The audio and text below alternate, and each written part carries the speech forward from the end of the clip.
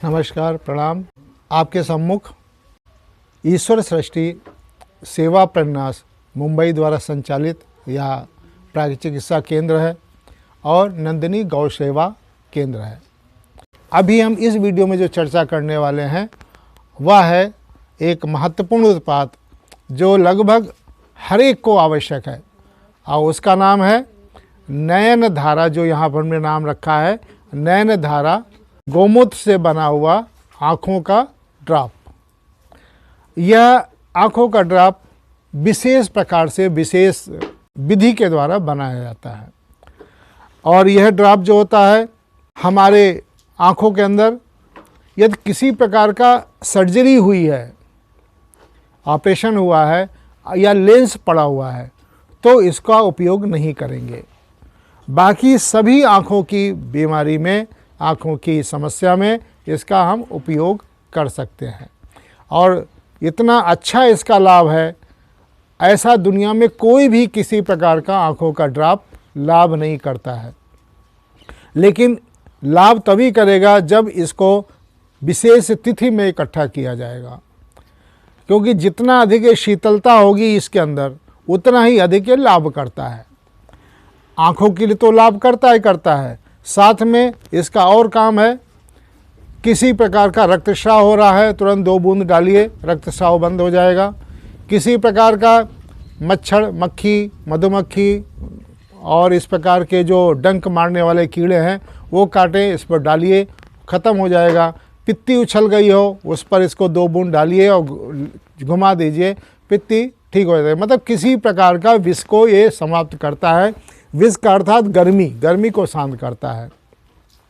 अब इसके अलावा यह जो है आँखों का लाल होना, आँखों के अंदर जो कहते हैं उसको जाला पड़ जाता है, माड़ा पड़ जाता है, उसको धीरे धीरे समाप्त करता है और इसके अलावा सभी प्रकार के नेत्रों के रोगों में उपयोगी है। और विशेष ध्यान रखिएगा, केवल जिनको लेंस पड़ा है और जिनको आँखों की सर्जरी हो गई है वो 2 लोग इसको ना डालें, और आँखों में घाव आ गया तो भी ना डालें। आँखों के अंदर घाव, बाहर का इसका उपयोग कर सकते हैं। तो ये इसके लाभ हैं। अब हम इसको बताते, इसको बनाते कैसे हैं। बनाने का विधि सरल है, विशेष कठिन नहीं है, बस समर्पण की आवश्यकता है इसकी। इसका गोमूत्र इकट्ठा करने का समय होता है शरद पूर्णिमा, वही सर्वोत्तम होता है। बाकी अन्य पूर्णिमा में इकट्ठा कर सकते हैं, लेकिन जो शरद पूर्णिमा को एकत्रित गोमूत्र का लाभ है वो अन्य किसी भी पूर्णिमा के अंदर उसका लाभ नहीं मिलता है। शरद पूर्णिमा आपको पता है दशहरे के बाद आती है। दशहरे बाद जो पूर्णिमा आती है वो शरद पूर्णिमा कहलाती है। इसको हम मांगते हैं, उससे प्रार्थना करते हैं, हे गौ माता मुझको नेत्रों को स्वस्थ रखने के लिए अपना गोमूत्र हमको प्रदान करें।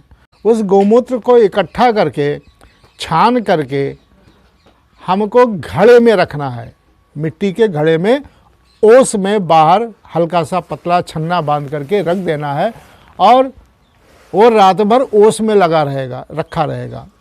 फिर प्रातःकाल सूर्योदय से पूर्व ही हमको एक तांबे के बड़े बर्तन में, जिसमें गोमूत्र वो आ जाए जो हमने इकट्ठा किया है, उसको उसमें डाल करके फिर छानते हैं, फिर डाल करके उसमें उबालते हैं। उबालते उबालते जब 25% गोमूत्र उड़ जाए, यानी उसके अंदर जो अमोनिया आदि है वो निकल जाए, तब पुनः उसको छान करके जितना गोमूत्र है उसका आधा शहद, और जितना शहद डालना है उतना ही उसमें गुलाब जल डाल करके हम उसको मिला के रख लेते हैं। फिर उसको मिला कर रखने के बाद उसे एक जान कर लेते हैं, एक जैसा कर लेते हैं और फिर उसको इस प्रकार की छोटी छोटी शीशियों में, जो जिसकी प्लास्टिक अच्छी हो, और कांच की है तो उत्तम है, लेकिन कांच की उपलब्ध नहीं आजकल होती है, तो अच्छी प्रकार की प्लास्टिक की शीशे में उसको 5 ml, 2 ml या 10 ml से अधिक नहीं भरना है, में भर के उसको रख लें, जिससे कि वह जल्दी समाप्त हो जाए, फिर पुनः ले लिया जाए। तो इस प्रकार से ये हम आँखों का ड्रॉप सुबह, दोपहर, शाम हमें डालना। रात को सोते समय नहीं डालना है, सुबह, दोपहर और शाम को डालना है। और इससे हमारी गौ माता को आर्थिक रूप से धन की प्राप्त होती है, उनके चारा, उनके रख रखाव में जो खर्च होता है, इससे हमको जो धन मिलता है, क्यों दूध से इतना धन नहीं मिल सकता है। इसलिए गौ के जितने उत्पाद हैं उनके द्वारा निर्मित हम अन्य सामग्री के द्वारा उसका खर्चा निकालते हैं। इससे गौशालाएं हमारी बलवान हो जाती हैं आर्थिक दृष्टि से, और हर कृषक भाइयों को भी इसका लाभ है। किसान भाई देसी गायों को रखें घर में, अगर दूध नहीं भी देती है तो गोबर और गोमूत्र तो देती ही है, उसके द्वारा हम उसका खर्चा निकाल सकते हैं। इसका उपयोग करें और सबको उपयोग कराएं, और आशा है गाय के उत्पाद से अपना लाभ लें, स्वस्थ पाएं। जय श्री कृष्ण, जय राम।